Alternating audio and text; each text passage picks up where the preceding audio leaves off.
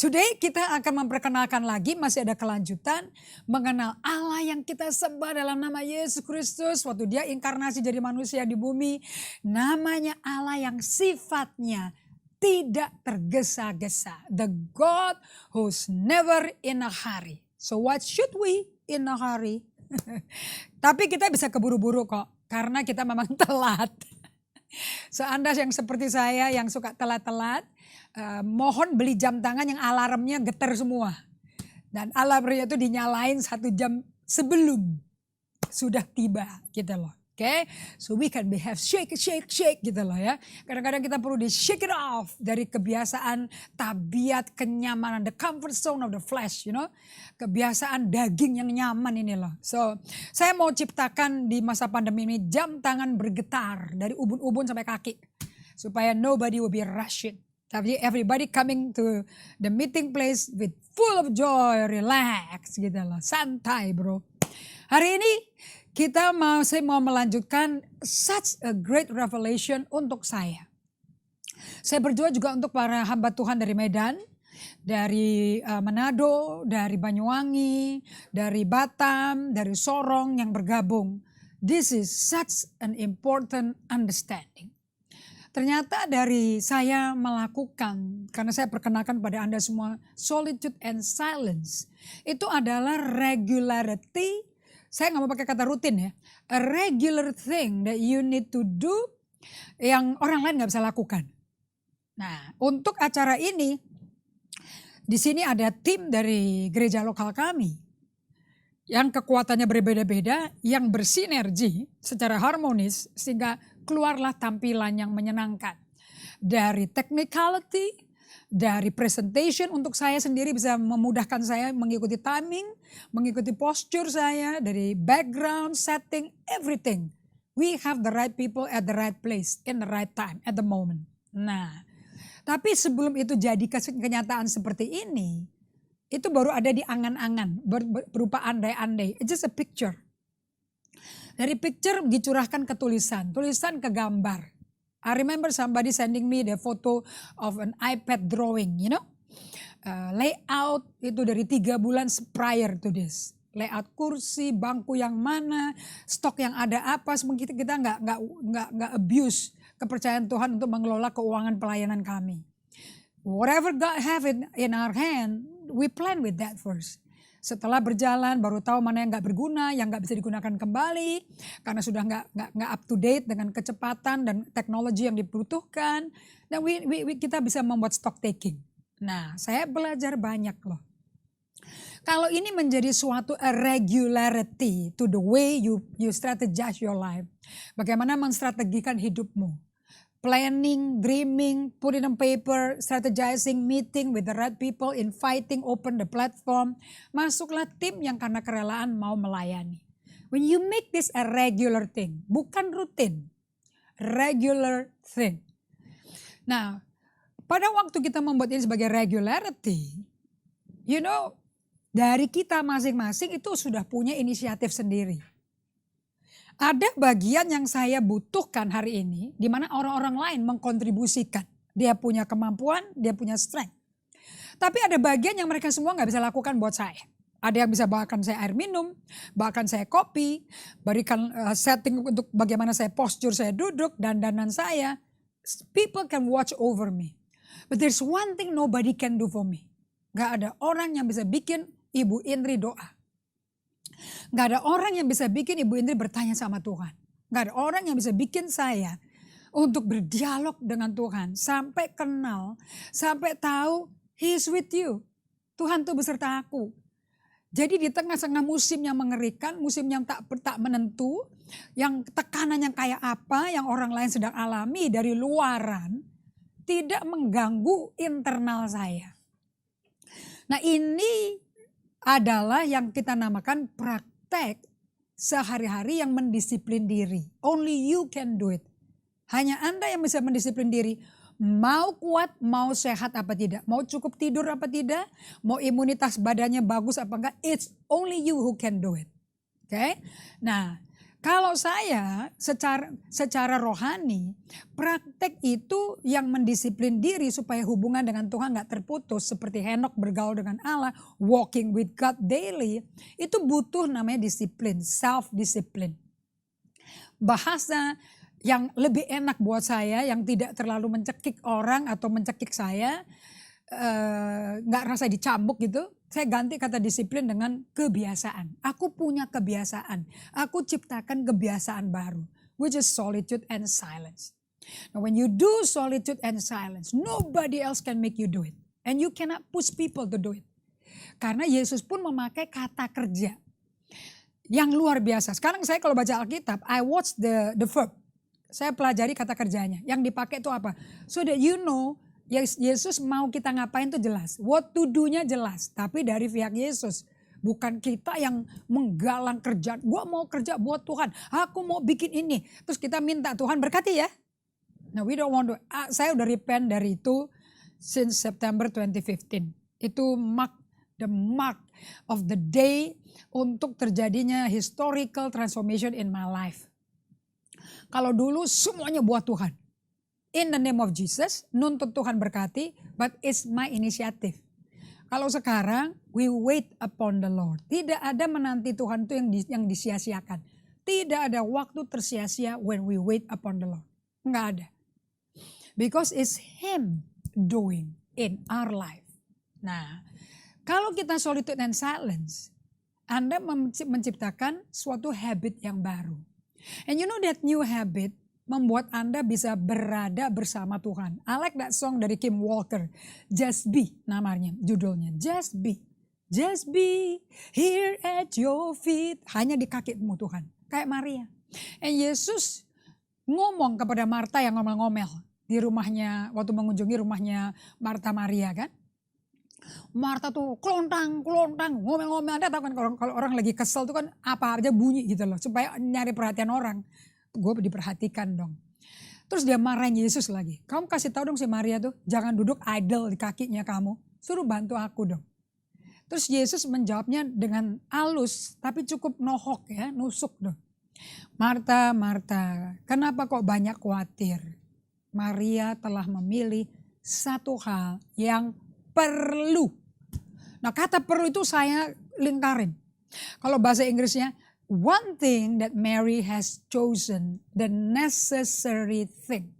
Necessary and absolutisme kan beda kan. Keharusan itu kan beda kan sama perlu. Nah kalau perlu kan seperlunya. Kalau harus itu udah gak bisa nawar. Apalagi keluar dari mulutnya Yesus. Maria memiliki satu hal yang perlu, yang tidak akan kau ambil seumur hidupnya dia. Yang apa yang perlu? Aku datang ke rumahmu atas undangan kamu, ya perlunya kamu duduk di kakiku dong. Because I am your Lord, I am your Messiah. Aku kan Tuhanmu, Mesiasmu. Aku bukan teman makanmu. I come here for a purpose.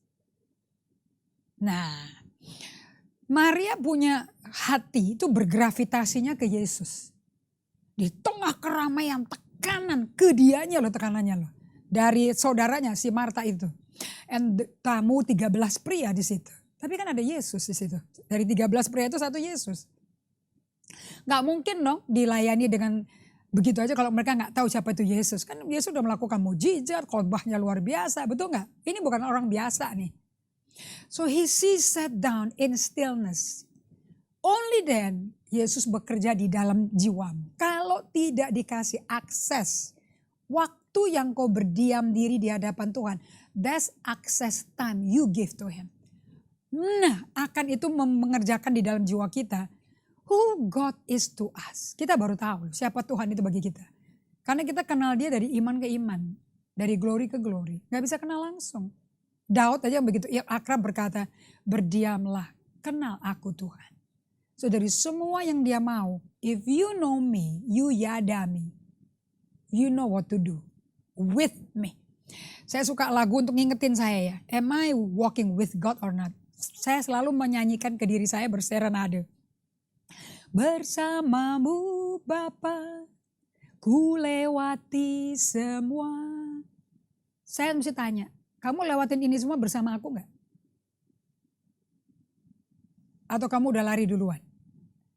So today saya mau kasih pertanyaan ke Anda hari ini. Apakah setiap hari Anda punya waktu, beri waktu ke dirimu, kepada dirimu? Apa kesalahan kita selama ini waktu terima penglihatan?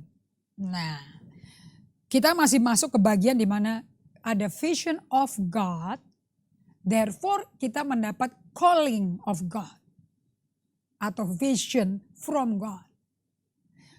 Ingat kita belajar dari dua pribadi, patokan kita, Nabi Yesaya dan Rasul Paulus. Dua-duanya ini ketemu Tuhan pribadi dulu. Jadi kenalan pribadinya Yesus. Kayak si Rasul Paulus kan, Kisah Rasul 9 itu kita bagikan kan dari Kamis dan Sabtu yang lalu. Orang kok bisa merciless, gak ada belas kasihan setetes pun. Giat membunuh, menyeret, menyiksa orang-orang pengikut jalannya Yesus, aliran the way. Kenapa kok orang yang sempurna summa cum laude, cara mengikuti pengajaran Farisi, kok bisa dengan gigi dan tanpa satu tetes belas kasihan membunuh manusia loh. Yang di penglihatan dia, persepsi dia, Yesus itu bukan Allah, Yesus itu sesat. Makanya perlu dibunuh orangnya, karena menyesatkan. Nah, tapi waktu dia berjumpa di jalan lurus menuju ke Damsyik, di tengah hari siang bolong jam 12, sinar yang melampaui lampu spotlight di studio ini membutakan mata dia. 3 hari 3 malam dia gak bisa lihat. Tapi dia mendengar suara, Saulus, Saulus, kenapa kau menganiaya aku? Di situ dia ngelihat Yesus. Yang dia bilang sesat. Makanya pengikutnya mesti dibunuh kalau gak diem nih. Tapi kali itu dia mendapat penglihatan, Yesus yang aku bunuh, yang aku benci, yang aku tolak, ternyata itu juru selamat. Dia Allah yang aku khotbahkan. Tapi dibutuhkan Ananias kan untuk mendoakan dia untuk selaputnya copot kan. Orang yang gagah perkasa, giat kolerik kayak saya dulu tuh. Bisa diem loh. Gak bisa ngapa-ngapain. Total dependent on other people. Orang tuh ya kalau gagah perkasa, kolerik, pribadi merah. Waduh. Untuk minta tolong ke orang, GR. Ntar dulu, gak perlu kalau perlu. Gue nih bisa, gue gak mau bahasa sopannya, gue gak mau repotin orang. Gue gitu. I can do it myself. Anda pernah ingat anak kecil? Kalau udah bisa, saya punya keponakan ya, udah bisa pilih sepatu sendiri. Sekarang dia pakai sepatunya kayak maminya, pakai hak, pakai pom-pom. Dia nggak pakai sepatu anak kecil, yang pakai strap, pakai velcro, terus pakai baju dipilih maminya atau susternya, nggak ada. Pilih sendiri, ngaca sendiri, ambil eyeshadow maminya, mukanya hitam semua. You know what she's saying? I can do myself. I'm happy, maminya seorang fasilitator modern, mentor yang luar biasa, nggak dikoreksi, nggak dimaki-maki, nggak diterakin. Kamu ngerusakin eyeshadownya mama, enggak. Kamu lagi ngapain? Lagi pakai apa? Amazing. So this girl sekarang kalau pakai kaos kaki juga sendiri, biar kaos kaki kanan ke kiri, kiri ke kanan, ngotot. I can do it myself. Kita semua itu waktu berjalan kenalan pertama kali sama Tuhan kayak gitu loh. Bahkan yang dikerjain itu kerjaannya Tuhan loh. But in the name of Jesus, terus kita nuntut Tuhan mesti berkati because I'm doing it for you. And you know God says you are my partner. Kenapa kok ngotot? You want to do it for me, but I didn't even ask. Karena kita lagi apa ya? Anak baru gede. ABG rohaninya. So untuk ABG-mu Anda ukur lagi ABG atau masih toddler, masih PAUD, usia dini. You need to measure your emotional health. Kondisi emosionalmu mesti diukur tiap hari. I have the book yang nanti akan diumumkan ya. Emotionally Healthy Spirituality Leader. Di sini kalau Anda baru memulai baca, yang Anda diperkenalkan dulu bab 1. You need to fill up. Ngukur emosimu usia berapa, bayi, infant, anak usia dini, ABG, atau dewasa muda, okay, atau dewasa. Saya lakukan ngisi ini tuh more or less kayak sebulan sekali, 2 bulan sekali. Kenapa? Dengan solitude challenge I want to know how much I grow. Kalau nunggu orang lain kasih komentar dulu, afirmasi nggak maju-maju kita. But how we respond, berapa persen respon kita versus berapa persen reaktifnya kita. Then you know how old you are. Karena kalau berapa kesehatannya emosimu menentukan rohanimu dewasanya ke level berapa. Nah, kalau kita nggak pernah bikin pertanyaan seperti ini ke diri kita, itu penglihatan tentang Allah, pribadi Allah. Anda kenal dulu pribadinya yang manggil Anda, yang nyelamatin Anda. Nanti baru tahu panggilanmu itu apa. Seperti Yesaya dan Rasul Paulus. Dia dapat penglihatan akan Allah. You know, itu pegangan gandulannya mereka ya. Gripnya mereka untuk gak lepas dari Tuhan. Itu penglihatan akan pribadi Allah. Setelah mereka ketemu Tuhan muka ke muka. Yesaya kan juga ketemu, aku melihat Allah duduk di tahtanya. Jubahnya menjulang tinggi, mataku telah melihat raja, tapi bibirku orang berdosa, right? And Saulus, dia shock. Yesus itu ternyata Allah. Dan setelah itu dia mulai bersaksi kan, kemudian melalui Ananias dikasih tahu, nanti kamu akan jadi alatnya Allah. Kamu akan nginjil ke orang-orang non-Yahudi, raja-raja, dan bangsa Yahudi juga. Dan banyak penderitaan loh kamu dalam pelayananmu. Itu panggilan dia. Tapi untuk sampai ke panggilan itu dia will be long stretch of time. Sebelum itu panggilan jadi clear menjadi kenyataan.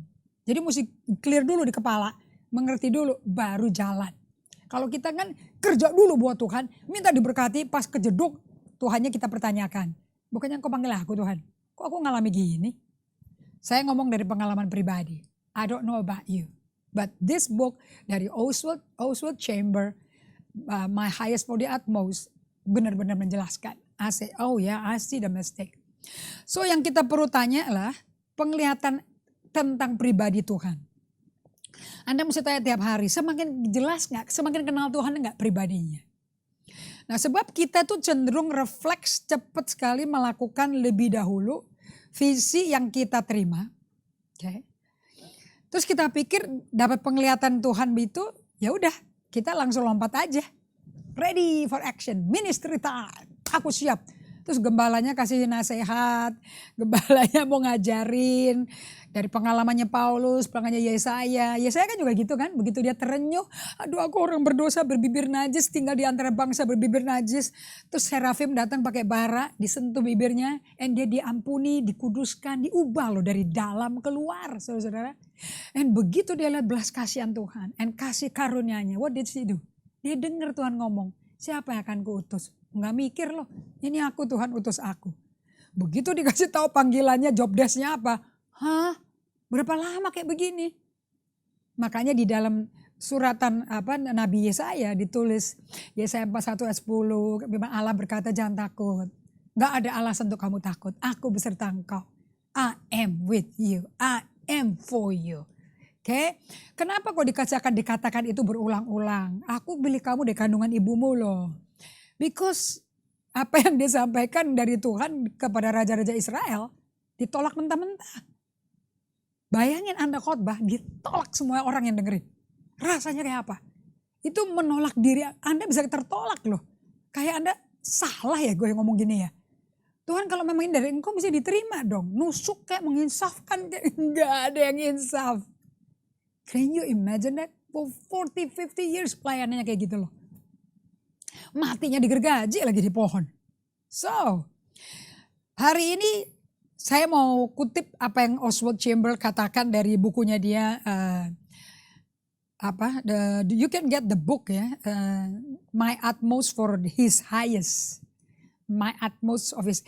Kita namakan buku-buku ini buku-buku klasik. Kalian nggak bisa nggak punya buku ini. My Utmost for His Highest. Dan ada satu pasal yang judulnya dari ini setelah di bagian prakarta kalau nggak salah di bagian introduction. Vision become reality. Waktu visi menjadi realitas. Oswald Chamber berkata seperti ini. Every God-given vision will become real. Setiap visi Allah akan jadi realita. Jikalau saja kita mau sabar. Nanti saya kasih ayatnya. Untuk Paulus jadi Rasul Paulus butuh 14 tahun loh. Nggak instan dari jalan 3 hari melek lagi dari jalan lurus ke Damsyik. Langsung pelayanan jadi rasul. Oh no. 14 years dia dibentuknya. Baru dia jadi rasul yang diakui oleh semua soko guru. Okay. So dengan every God-given vision will become real if we will only have patience. So Anda bisa mikir, adjusting. Bagaimana Allah punya waktu banyak. God has so many free time. God is never in a hurry. Okay, so Anda bisa lihat di screen, He is never in a hurry. Terus kalau kitanya gimana? Ini Allahnya ya, pribadinya. He's never in a hurry, but yet we are always in frantic hurry. Buru-buru, ayo. Ini waktunya, kita cepat sekali pakai kata kairos, kronos, sudah waktunya Tuhan saat ini. Ya suruh ngapain? Peta birunya mana? Emangnya clear, hanya dengar suara Tuhan, aku dengar baru dapat aha moment. Ya baru aha. Kan belum begitu, right? Belum nyahok gitu maksudnya kalau orang Betawi bilang. Kalau nyahok tuh udah gambar pemetaannya tuh ada. Kayak kita tes itu ya, MBTI personality itu. Ternyata saya punya kompadre itu dia beauty sama saya tuh cocok memang. Kalau dua-duanya sama, Anda bisa bayangin gereja ini dua-duanya garang. Dua-duanya bosi. Hancur di rumah. Tapi karena yang satunya itu visionary, light-hearted, fly me to the moon. Yang satu berkata, moon landing. Apollo-nya mesti landing. Lu nemu apa kita tulis ya sebagai bahan penyelidikan, research and development for the next trip untuk maju. Nah, kalau bisa punya partner kerja di gereja. Dari INTP menjadi mungkin dia ISTP kali ya. Atau INTS. IS deh. Nah kalau bisa komplementing kayak gitu. Vision itu kalem. Gak gegabah. Pokoknya ikut Tuhan itu gak gegabah. Karena Allah adalah kasih. Kasih itu sabar. Apa artinya sabar saudara? Jawaban orang-orang kalau saya tanya, ya sabar. Enggak. Apa artinya sabar? Enggak terburu-buru. Kecuali udah mepet. Jam tangan Anda mati. Musik kesetrum dari ubun-ubun sama kaki. Jadi udah tahu nih timingnya Tuhan. Nah yang bisa bikin kita kesetrum dari dalam keluar. Itu namanya Roh Kudus. Di luar itu gak ada. External cannot tell us. So God is never in a hurry. Yet we are always in a frantic hurry. Betul gak Sylvia Ruth Aven? While still in the light of the glory of the vision. Baru masih dapat gambar kabur. Anda baca kan 2 Korintus 3 ayat 18. Now I can understand kenapa Paulus ngomong seperti ini. You know? 2 Korintus 3 ayat 18. Do you remember this? Kalau hati orang berbalik sama Tuhan. Right? Nah ayat 18. Dan kita semua mencerminkan kemuliaan Tuhan dengan muka tak berselubung. Dan karena kemuliaan itu datangnya dari Tuhan yang adalah roh. Maka kita diubah menjadi serupa gambarnya. Dalam kemuliaan semakin besar. Jadi dari kemuliaan gak sedikit sampai semakin besar dong. Jadi dari rabun-rabun kayak baby itu baru lahir kan gak bisa kelihatan kan. Belum bisa lihat loh. Pada usia tertentu baru kebuka tuh. Retinanya mungkin, korneanya sehingga bisa lihat papi maminya. Sebelumnya 8 hari pertama kalau gak salah. Hanya bisa dengar suara orang tuanya. Gak bisa lihat. Tanya dokter deh, kandungan. Baby enggak immediately. Okay? So kita jangan frantic hurry. Karena penglihatannya juga masih samar-samar. Kita supaya udah samar-samar. Namanya daging ya, manusia lama kita kan masih ada jayanya ya. Belum disalibkan gitu ya. Langsung lari melakukan gambar samar-samar. Dan khotbah berdasarkan gambar samar-samar. Itu pun Tuhan mau kasih karunia kalau kita ngomong firman. But the vision, padahal visi itu kalau ditanya belum bisa diuraikan dengan jelas, belum bisa artikulasi dengan baik, sehingga orang yang dengar juga nggak jelas. Bagaimana? Makanya Habakuk 2 ayat 2 dan 3. Saya lagi pelajari kitab Habakuk. I think dalam pandemi ini yang cocok kita pelajari itu kitab nabi-nabi Habakuk, Nahum, Mika. Namanya minor prophet. Actually there's no such thing as minor prophet, major prophet. Berdasarkan buku nubuatnya tebal sama tipis kan lucu itu. Habakuk itu nabi yang lagi nangis. Berapa lama kayak gini Tuhan? Berapa lama umatmu tuh keras kepala? Berapa lama? Kenapa mesti begini? Dan setelah itu Tuhan malah jawabannya tuh nggak apa? Setelah lama baru dijawab. Jadi para pendoa syafaat Anda akan dianiaya banyak loh ya. Karena Anda akan doa syafaat terus tapi nggak denger apa-apa loh. Sampai orang-orang berkata udah doa gini lama mana hasilnya? Get ready. Anda kan juga bejana yang sedang dibikin sama Tuhan. Supaya Anda nggak curi kemuliaan Tuhan. Biar Anda biasa dapat penglihatan, pendengaran Tuhan. Mark my word, di masa pandemi ini you probably don't hear anything. Tapi suatu hari Habakuk mendengar dari Tuhan. Aku mau buang umatku ke Babel. Tambah syok. Israel aja udah gila kayak gini gue gak tahan. Sekarang tambah Babel. Bangsa yang tidak mempunyai belas kasihan pada manusia. Yang memperlakukan manusia kayak hewan. Mateng gue. Oke, so dia tambah stres. And God give him a vision. Itu Habakuk 2 ayat 23. Jadi mesti tahu kronologisnya. Di vision itu Tuhan bilang, kamu tulis di loh batu. Jadi every vision itu penglihatan tuh mesti ditulis dulu. Jangan jadi the doing. Tulis, begitu jelas tulisannya. Sampai orang jalan lewat bisa baca dan lari membawa visi itu. Nah kenapa kok banyak sekali semua gereja melakukan visi Tuhan amanat agung katanya. But not many producing disciple. Kok gak banyak yang menghasilkan murid?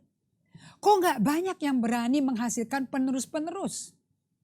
Kok masih terus pegang tongkat estafet dengan kuat-kuat? Katanya setia sampai mati. Enggak bisa.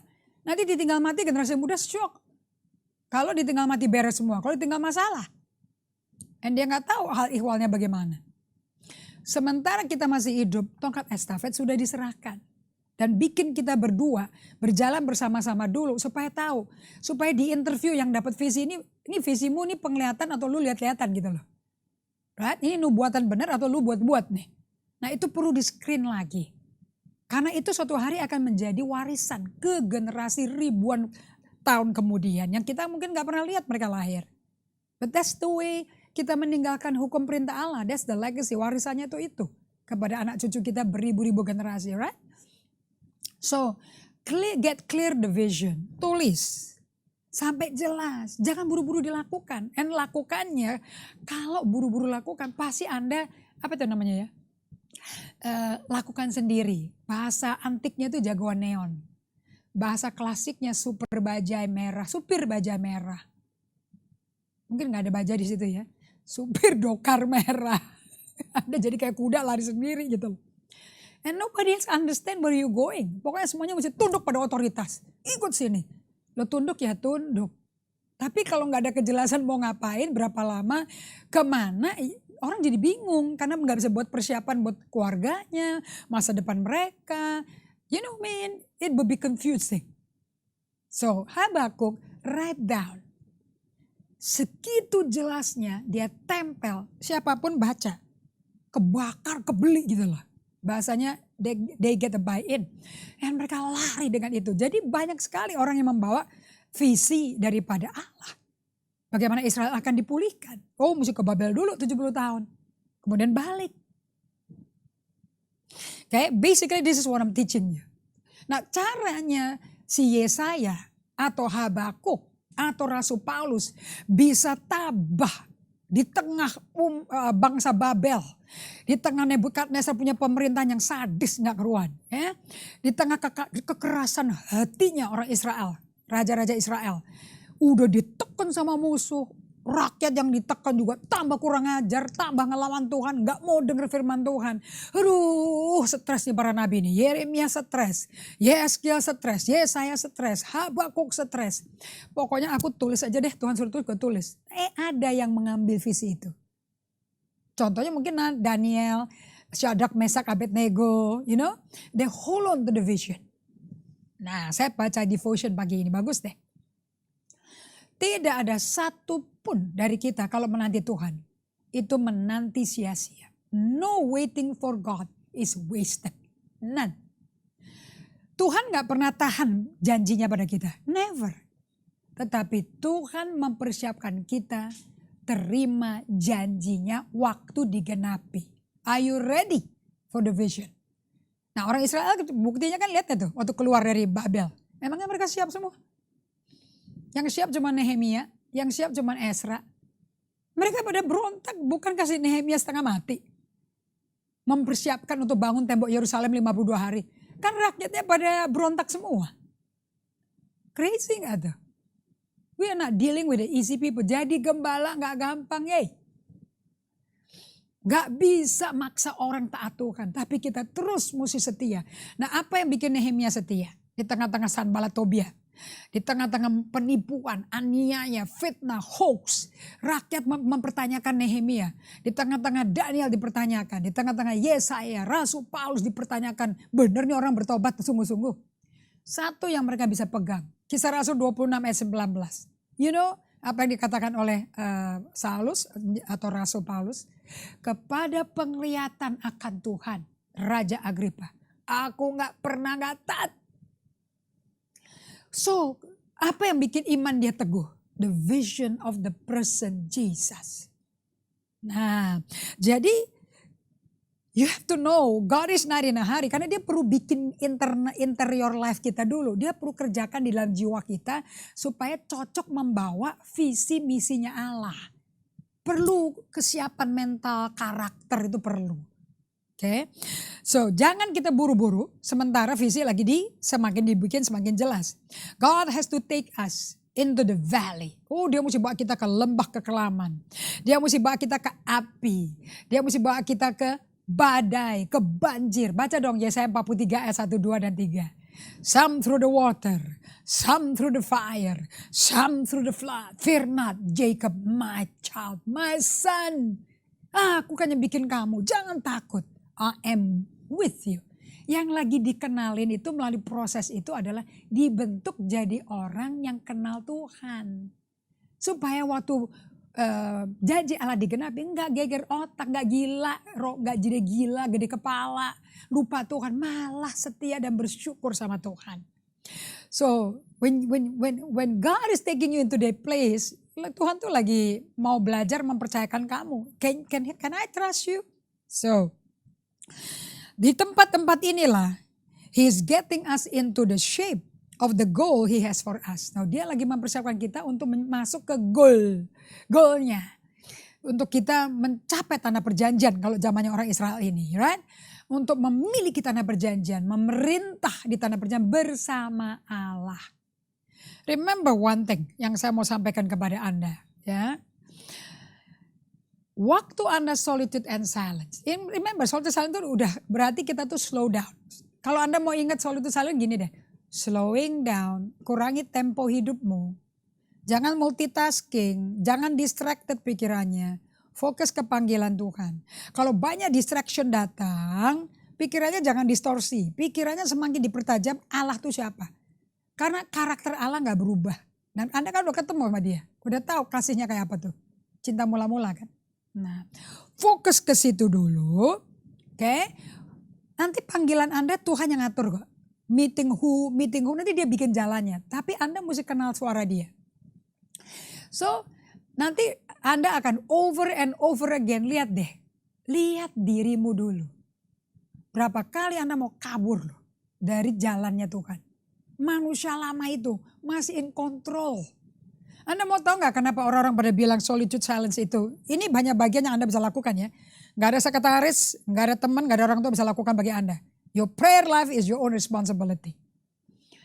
Anda lihat deh, seringkali waktu itu aja tuh yang urusan pribadi internal kita. Kita sering kabur loh. We want to escape from the sculptor's hand. Kita mau kabur dari tangan penjunan. Padahal dia lagi bentuk kita jadi vas, bejana, yang indah di mata dia. Kita mau kabur, gak tahan. Gak tahan lamanya, gak tahan sakitnya. Dan kita bikin kita punya goal sendiri. Pernah gak Anda lakukan itu? Saya sih bercermin loh. I did it. Makanya dulu, aduh bahaya tuh. Saya gak bisa lagi nyanyi lagu I did it my way, you know. I have to do it God's way. Easy to say, prosesnya. It can be painful. Yang namanya, kalau tanah liatnya itu, lempungnya itu, keras, mengeras kan orang bikin pottery itu ya, seramik kan painnya air terus tuh supaya nggak keras kan tanahnya. Sambil digonjol, kalau keras ya dibanting lagi, dibikin remuk lagi, diulenin lagi, dibentuk lagi, berulang-ulang. So berapa lama Anda butuh waktu untuk menjadi serupa Kristus yang nentuin kita. semakin cepat kita lentur sama Tuhan, nurut sama Tuhan, berserah total, semakin cepat tangan dia kerjakannya. It's up to us. So God's vision is His invitation. Sebetulnya apa sih penglihatan itu? Penglihatan akan Allah ya. Undangan Allah kepada siapa aja yang hari ini menonton, yang kepingin menjadi orang yang berpengaruh. Anda kan kalau menginjil kan kepingin mempengaruhi orang kan, supaya mereka terima Yesus juga kan, betul gak? Right? Nah, Anda tahu kan suka tersendat-sendat, ditolak, dicuekin, gak dianggap, malah diserang balik, Andanya lah so suci loh, bla bla bla bla. Nah, Robert Liardon dulu pernah ngomong kayak gini, by the way, waktu Anda membagikan Injil and people reject, yang ditolak bukan Anda, yang ditolak tuh Yesusnya. Jadi Anda jangan ambil pribadi, just keep on doing it. Nah, cara yang paling keras, yang paling bagus itu cara Saint Augustine. Terus aja bagikan Injil. Kalau perlu ngomong. Bagikan Injil yang paling keras yang melalui karakter perilaku kita. Bagaimana kita perlakukan orang lain. Nah, untuk itu Tuhan perlu bekerja di dalam kita. Gak bisa bekerja dari luar ke dalam. Perubahan itu dari dalam keluar. Selalu ingat, dari dalam keluar. Makanya Solitude Challenge kan Allah lagi kerjakan di dalam kita. Itu yang kita keluarin. Makanya si Paulus, Yesaya perlu ngalami transformasi dari dalam untuk bisa melakukan yang eksterior. Dulu sebelum kita ngerti ini, kita lakukan kerja buat Tuhan, doing for God. Terus kita beingnya, pribadi kita, kondisi pribadi kita berantakan gak keruan. Bahkan ini yang bikin batu sandungan bagi banyak orang. Tersinggung, gak sabar, menghakimi. Alah, jadi gereja penuh dengan penghakiman-penghakiman, bukan pelaku firman. Because apa? Karena udah diprogram doing for God first, nanti beingnya belakangan. Gak bisa. We cannot give what we don't have. Kita gak bisa beri apa yang kita gak punya. Kita beri aja ke orang lain apa yang Tuhan kerjakan dalam kita. Remind myself every day. Tanya ke setiap hari pada saya. Apa sih maknanya penglihatan itu? Tuhan lagi kerjain apa sih dengan aku dikasih lihat dirinya? Why does He introduce Himself to me? And waktu ketemu, something change within us. Of course, kita akan merasakan belas kasihannya dan kasih sayangnya. Luluh langsung keras kita, betul? Nah, itu yang dibagikan.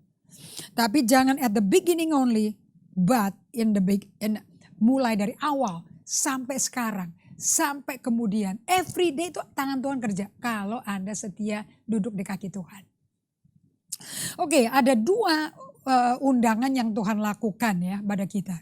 Undangan pertama itu undangan untuk kita berakar lebih dahulu. God wants us to be rooted deeply. He wants us to abide. Yohanes 15 ayat 1 sampai 5. Remain in me, abide in me. Itu bukan ngunjungin kayak ngunjungin hotel loh. Keluar masuk berapa hari, berapa jam, nggak bisa. Abide in me and I will abide in you. Sama kayak ranting, nggak bisa tumbuh sendiri tanpa tinggal di dalam pokoknya. Pokoknya Yesus kita rantingnya. You cannot be rooted, therefore you cannot know God. Efesus 3 ayat 17 sampai 20. Aku berdoa agar kita semua berakar di dalam kasih Allah. Dan dalam kita hidup bersama kita kenal betapa dalam, lebar, tingginya kasih Allah pada kita. Kalau ngumpul dalam komunitas Tuhan baru tahu kasih Allah itu kayak apa. Bagi Allah yang dapat melakukan jauh lebih besar. Remember that scripture? So we need to be able to berakar dulu.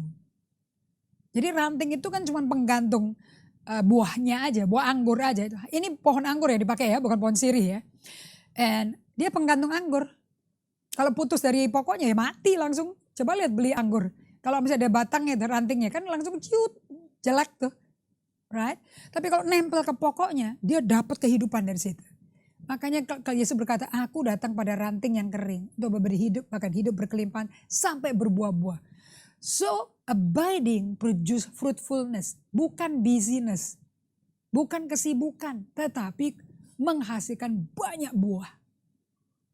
Oke, untuk memberi kehidupan yang berbuah, yang menyegarkan orang lain, refresh other people, and multiply kehidupan kelimpahan ini di orang lain. Karena orang lain pada nyedot, sedap ya buahnya. Nah, so kita belajar di sini yang pertama abiding, yang kedua, kita belajar undangan kedua itu, ini saya ketemukan bahwa dalam segala aspek hidup kita, kalau nggak berakar, yang kedua nggak bisa terjadi. Dalam segala aspek hidup kita, kejar dulu kerajaan Allah dan kebenarannya. Maka semua yang eksternal tuh, kenyamanan hidup, ya, kerjaan yang baik, dapat gaji, anak sekolah di tempat sekolah yang baik, tinggal di tempat yang enak, yang sehat, higienis. Semua yang luar-luar yang orang pengen punya, yang ada khawatir nih masa ini di pandemi. Karena kerjaan bisa di PHK atau dirumahkan, gaji dipotong, kesalahan bisa terjadi, tanggung jawab kamu. You know, things can happen. But you know what? Kalau Anda udah berakar pada vision of God, know the person Christ, mau ditekan kayak apa, mau diancam kayak apa, nothing shook you inside. Anda udah berakar, Anda gak akan goyah jiwanya. Nah, akibatnya Anda akan menjadi memiliki kultur hidup selalu. Nomor satu, here I am God, I'm waiting for you. Selalu kejar dulu kerajaan Allah dan kebenarannya. Maka semua eksternal yang kita butuhkan deh, ya. Yang lagi kacau di dunia ini bicarakan terus setiap hari ini, ya. Menteri Keuangan kita ditanya terus, ya. Menteri BUMN ditanya terus, bisnis, UMKM jadi UKM, bagaimana peningkatan ekonomi, bla bla bla bla. Itu kan eksternal sebetulnya. Itu ditambahkan kepada kita yang lebih dulu mengutamakan cari Tuhan. So, hasilnya apa? Anda akan bisa bertanya ini sama Tuhan. Because when you are fruitful, people look at you. They want to follow you. Nanti Anda ajarin dong, don't follow me, but look at me the way I follow Jesus. Gitu kan ya, kayak 1 Korintus 11 ayat 1. Kita nanti bisa tanya gini, Lord, apakah kepemimpinan dan pengaruh kerohanian saya ini berakar dalam keyakinan pada diriku atau dalam keyakinan akan Allah? My confidence itu in Christ or in me? So, Anda akan masuk, begitu Anda mulai berbuah nih, Anda akan mulai terkenal deh. Ya, nanti siapa tahu mulai jadi pembicara, namamu ada di bibir orang, nanti tiba-tiba jadi public figure. But you need to check yourself again and again melalui solitude and silence and scripture and sabat. Harus ada sabat, ini sabat gede nih sekarang nih. Anda mesti bangun waktu dengan Tuhan, ucap syukur, build relationship with God.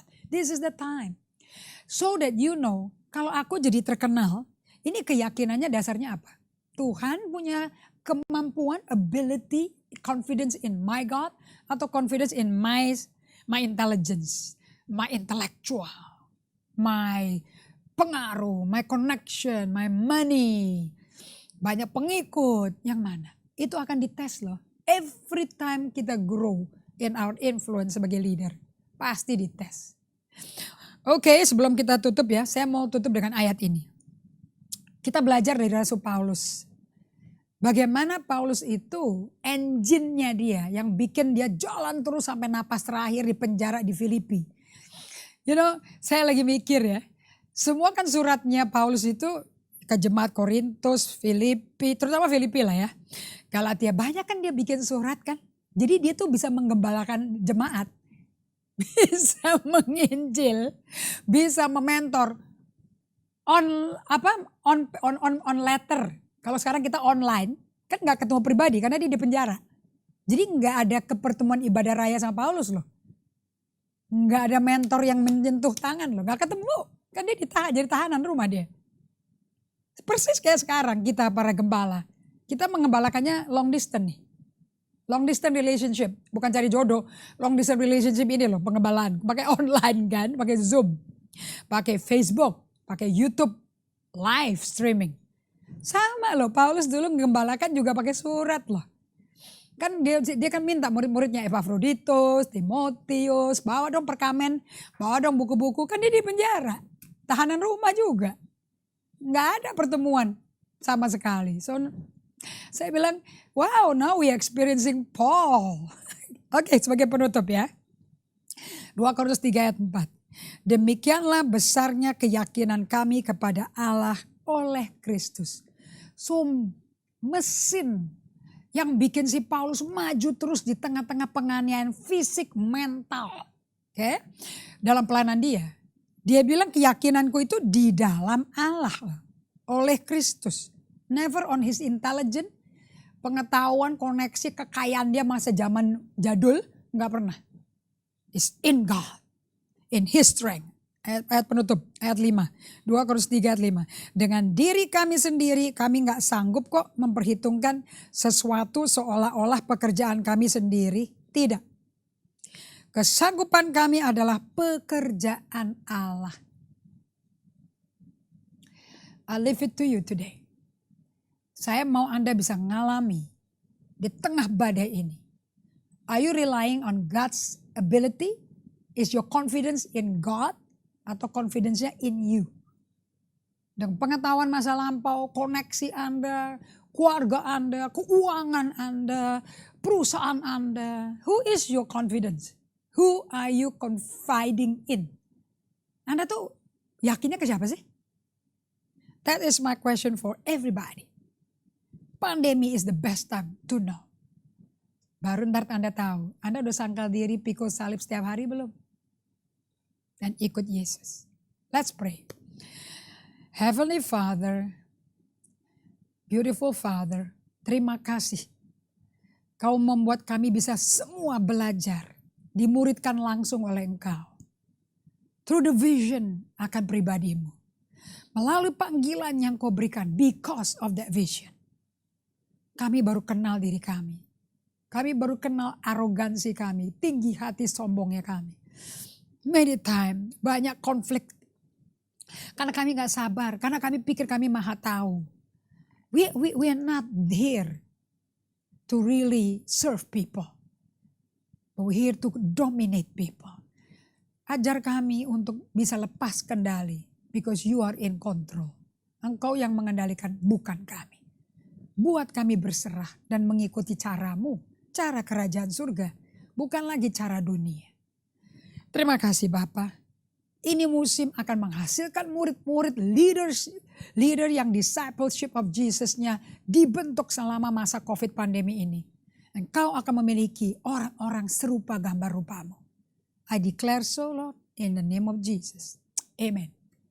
Buku yang Anda perlu miliki ya. Sebagai starter cukup lah ya. This book. Ini buku gak bisa kelar ya, because it's your journey. Ini buku perjalanan hidupmu. Di mana Yesus bekerja dalam engkau, menghasilkan engkau yang Tuhan mau. Basically, you cannot change you. Anda gak bisa merubah dirimu, saya juga gak bisa berubah diri saya. Makanya saya bersyukur bisa air mata bercucuran. Ya, kalau lihat orang tua saya jadi korban bencana alam saya, teroris dulu saya di keluarga saya, I'm a terrorist, to my parents.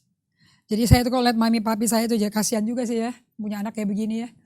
Tapi saya kan gak punya kesadaran itu sampai ketemu Tuhan. Right? And this book, karena ada alat pengukur. Untuk mengukur Anda tuh emosinya sehat apa gak sehat. Kalau lagi sehat, ya sehat usia berapa. Sehatnya bayi, sehatnya anak usia dini, atau sehatnya ABG, atau sehatnya dewasa muda, atau sehatnya senior. This two book, pakailah ini sebagai alat penolongmu pribadi. Yang ini, udah deh, jangan untuk orang lain untuk berbuat sesuatu bagi Anda. Nobody can do anything to please you. Please lah. God can please you 24/7. Amin. Kita lanjutkan lagi ya. Ini baru Oswald Chamber punya analisa nih kita bagikan nih. We'll meet you again Thursday. God bless you.